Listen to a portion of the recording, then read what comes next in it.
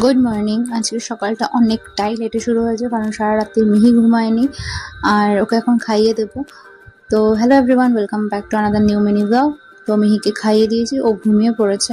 তো এই ফাঁকে আমি আজকে একটু শ্যাম্পু করে নিয়েছি। রোজই ভাবছিলাম করবো বাট করা হয়নি। আর জানো তো, চুলটা ভীষণ রাফ হয়ে গেছে আর ভীষণ হেয়ার ফল হচ্ছে। তোমাদের যদি কোনো টোটকা বা ঘরোয়া কোনো হেয়ার মাস্ক বা কোনো প্রোডাক্ট জানা থাকে তো আমাকে একটু জানিও।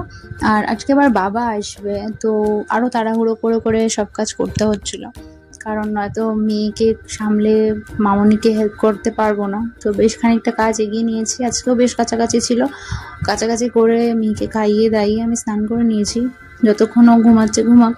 কাল সারা রাত একদম ঘুমায়নি ভালো করে, বড্ড মানে আর কি প্রবলেম হচ্ছিল ওর।